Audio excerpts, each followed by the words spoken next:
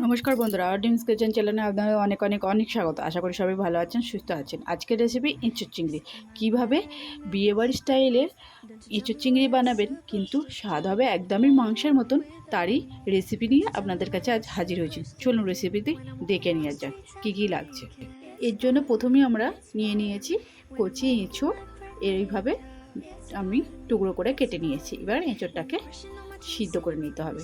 এঁচোড় কাটার সময় অবশ্যই হাতে তেল মাখিয়ে কাটবেন, কারণ আটাটা না হলে হাতে লেগে যেতে পারে, এবং বটি বা চাকুর সাহায্যে যদি কাটেন তাহলে অবশ্যই তার মধ্যে তেল মাখিয়ে নেবে, তাহলে আঠা বেশি লাগবে না। এবার একটা কড়াইয়ের মধ্যে জল আগে থেকে বসিয়ে রেখেছিলাম, গরম হয়ে যাওয়ার পর দিয়ে দিলাম লবণ আর হলুদ। এবার এঁচড়গুলো আমি সেদ্ধ হতে দেবো। মিনিমাম 20 মিনিটের মতন এঁচড়গুলো সিদ্ধ করে নেব।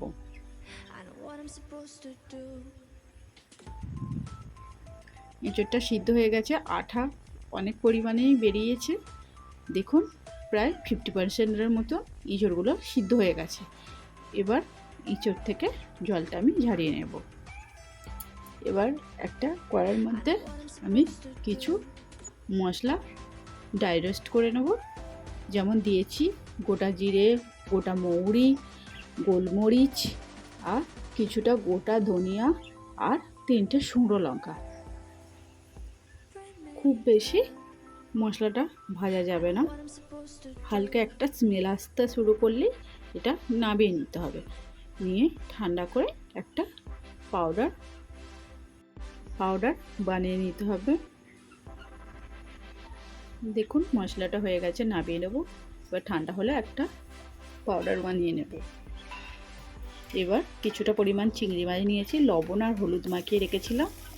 তেলটা গরম হয়ে যাওয়ার পর আমি মাছগুলো ভেজে নেব। চিংড়ি মাছ অবশ্যই খুব বেশি পরিমাণে ভাজা যাবে না, তাহলে মাছগুলো শক্ত হয়ে যাবে। হালকা একটু ভাজলেই মাছগুলো বেশি টেস্ট হবে এবং নরমও থাকবে। এইভাবে আলুগুলো ডুমো ডুমো করে আমি কেটে নিয়েছি। আলুগুলো ভেজে নেব। মিডিয়াম ফ্লেমে আলুগুলো প্রায় আমি 10 মিনিটের মতন ভেজে নিয়েছি, যাতে আলুগুলো 50%-এর মতন সিদ্ধ হয়ে যায়। আলুগুলোর মধ্যে দিয়ে দিলাম অল্প একটু হলুদ গুঁড়ো,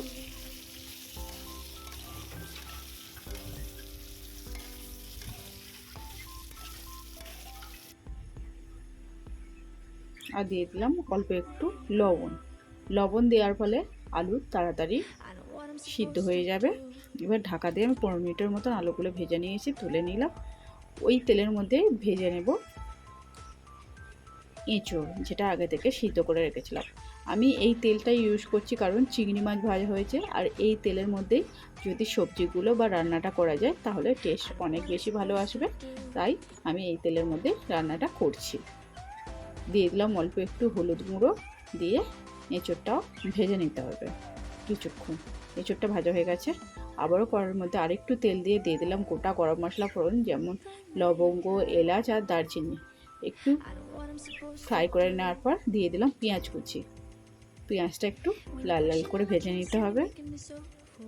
পেঁয়াজটা একটু ভাজার পর আমি দিয়ে দিলাম টমেটো কুচি। আপনারা টমেটো পেস্টও এখানে ব্যবহার করতে পারেন।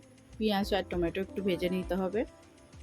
পেঁয়াজ টমেটোটা ভাজা হয়ে গেলে এর মধ্যে অ্যাড করে দেবো আদা আর রসুনের পেস্ট। আদা রসুনের কাঁচা গন্ধটা যতক্ষণ না যায় একটু ভেজে নিলাম। তারপরে দিয়ে দিলাম 1 চামচের মতন হলুদ গুঁড়ো, 1 চামচের মতন লঙ্কার গুঁড়ো, আর দিয়ে দিয়েছি কাশ্মীরি লঙ্কার গুঁড়ো, যাতে রঙটা খুব ভালো আসে। দিয়ে দিলাম 1/2 চামচের মতন জিরা গুঁড়ো, 1/2 চামচের মতন ধনিয়া পাউডার। সমস্ত মশলার উপকরণটাই ভালোভাবে মিক্স করে নিয়ে মশলাটাকে আমি কষিয়ে নেব। এবার দিয়ে দিলাম পরিমাণ মতো লবণ। অল্প অল্প করে জল অ্যাড করে মশলাটাকে কিছুক্ষণ কষিয়ে নেব।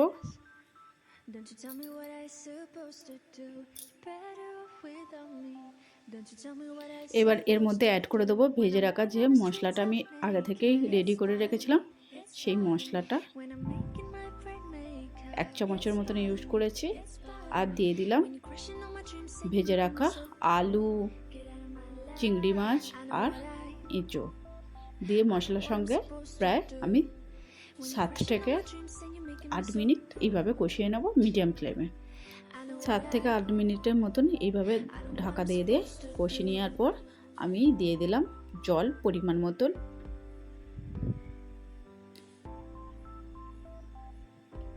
একটু ফুটে যাওয়ার পর দিয়ে দিলাম ধনিয়া পাতা কুচি। আবারও আমি মিডিয়াম ফ্লেমে 5 মিনিটের জন্য ঢেকে দিয়েছিলাম। 5 মিনিট পর দিয়ে দিলাম গরম মশলা আর ঘি।